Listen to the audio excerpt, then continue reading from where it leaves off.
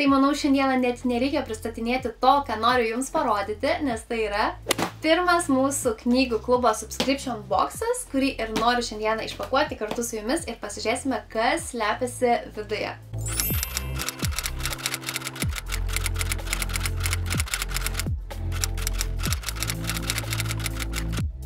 Tai kiekviena iš jūsų, kuri užsisakė mūsų pirmąją dėžutę, gaus štai tokią dėžutę į paštomatą ir štai čia yra mūsų knygų klubo lipdukas ir būtent su viena pagrindinių užuominų, kokia knyga yra viduje. Tai tiesiog dabar paimkime ir išpakuokime. Taip.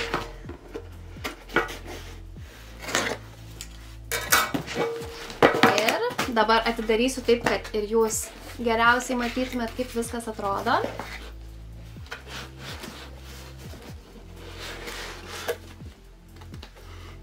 Tai pirmiausia, jūs pasitiks štai toks ilgas laiškas. Tai yra mano parašytas laiškas apie knygą, apie kaip aš ją rinkau, kas įkvėpė šią dėžutę, taip pat kokia atributika laukia viduje su dovanom. Tai pirmiausia, visada atsidarius paskaitykite mano laišką, o tada jau liks išpakuoti visas staigmenas. Tai pabandysiu taip gražiai praplėšti, kad viskas matytųsi. Pusė ir antra pusė, štai čia iš karto yra matosi knyga ir maišelis, kuris yra sukurtas būtent šitai knygų dėžutei, tai yra mūsų antrasis knygų klubo maišelis. Štai taip atrodo iš arčiau viskas. Pirmas dalykas, kurį čiumpu, tai yra mūsų taip pat šiai dėžutei sukurti 3 skirtukai, tai irgi parodysiu kiekvieną iš jų. Būtų pirmasis skirtukas štai toksai, kita pusė, nes visus skirtukus mėgstu daryti tokius dvigubus, kad jie būtų dvipusiai. Tai štai toksai.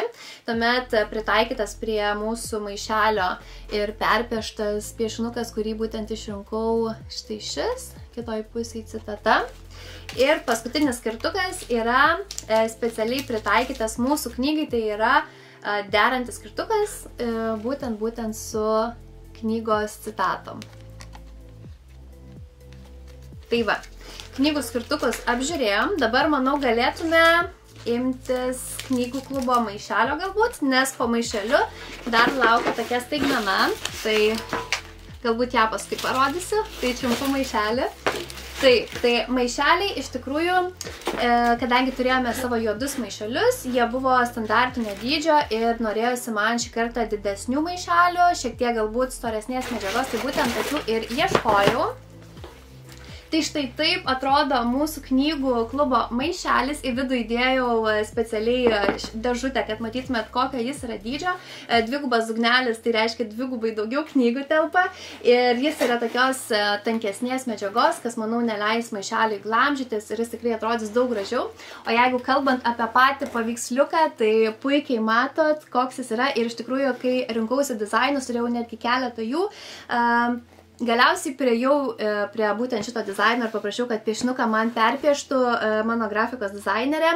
Ir aš tiesiog mus visas įsivaizduoju štai taip, kai mes pasineriam į tuos fantastikos, romantikos pasaulius. Tikrai tapo labai gražia simbolika tiek mūsų knygų klubui ir tiesiog kiekvienai iš mūsų. Ir vien dėl to, kad knyga, kuri yra šio mėnesio prenumeratoj, taip pat yra romantasy. Temos tikrai sutampa ir viršui yra užrašas Just One More Chapter, kuris yra mums tikrai visoms labai pažįstamas, kai skaitom tiesiog knygas iki 3 nakties ir už kelių valandų turim keltis į darbus. Ir žinoma, apačioje yra mūsų book club, Karikartel knygų klubas ir štai toks mūsų maišelis, su kuriuo iš tikrųjų atpažinsim vieną kitą gatvėje, knygynuose ir panašiai. Dar pasižiūrėkime, kas slepiasi mūsų dėžutėje ir mūsų partneriai ir draugai SVR Cosmetica rūpinasi toliau mūsų knygų klubo narėmis ir dovanoja štai tokią dovanėlę, kurią rasite kiekviena savo dėžutėje. Na ir beliko pats svarbiausias dalykas tai yra knyga. Tai labai ilgai galvojau, kaip gražiai įpakuoti mūsų prenumeratos knygą, kad ji būtų suasmeninta tik tais mūsų knygų klubui skirta, ir manau, kad man puikiai pavyko šitą mintį įgyvendinti ir sukūriau štai tokius aplankalus mūsų knygai, kuriuos matot, aš irgi esu jau lentynoj pasidėjus tiesiog kaip puošmeną. Jeigu bus daugiau mūsų subscriptionų, tai galbūt netgi faina būtų juos kolekcionuoti, tai parodysiu iš arčiau, nes kaip matėte, buvau sukūrus tokį užuomenų plakatėlį, kur kiekvienas dalykas, kuris yra ant štai šios etiketės, kažką reiškia būtent iš knygos. Tai priekis atrodo štai taip, šonai ir pabaiga, galas atrodo štai taip, dar čianais. Paskutinę minutę įtraukiau būtent raudonus žaibus, nes buvo juodi žaibai, bet žaibai tai yra irgi vienas iš didesnių, kaip pasakyti, užuominų, ir vien dėl to, kad knyga yra ryškiai raudona. Tai manau, dabar galima kažkaip gražiai ir reikės kažkokių būgnų tikriausiai, kad atidengtume ir parodyčiau knygą. Žinokit, labai jaudinos, kadangi knygas dauguma jau būsite gavę, bet tikrai labai jaudinos, ar knygos jums patiks, bet aš kai išpakavau, kai pirmą kartą gavau knygas, man tikrai paliko didžiulį įspūdį, kaip knyga atrodė, ir labai tikėjaus, kad ir turinys lygiai taip maloniai nustebins. Tai tadam! Štai yra mūsų pirmoji subscription knyga ir tai yra Iron and Embers. Tai kaip man sekėsi išrinkti knygą, plačiau galėsite paskaityti laiške, bet iš tikrųjų ieškojau tobulo romantasy romano, kuris patiktų visų pirma man, nes manau taip ir gimsta geriausios rekomendacijos, ir tuomet, kai išrinkau kažkokią knygą, ieškojau, kad tai būtų būtent specialaus leidimo knyga, ir grožio prasme šita knyga yra tikrai įspūdinga. Tai šone yra štai tokie kraščiukai nudažyti su rože, viršui yra raudona spalva yra pačioj, ir iš tikrųjų labai apsidžiaugiau nuėmus būtent aplankalą knygos, kad knyga nėra plika, ji taip pat yra su paveikslėliais, kurie atrodo štai taip. Tikrai labai graži knyga, ir iš karto matom tam tikrus dalykus, ką aš irgi buvau įtraukus ir ant dėžutės. Tai yra potion, kadangi mūsų pagrindinė veikėja Bren yra alchemist, ir šiek tiek papasakosiu dabar apie knygą. Dar noriu parodyti šiek tiek ir knygos vidų, kadangi ji taip pat yra labai gražiai iliustruota. Parodysiu žemėlapį.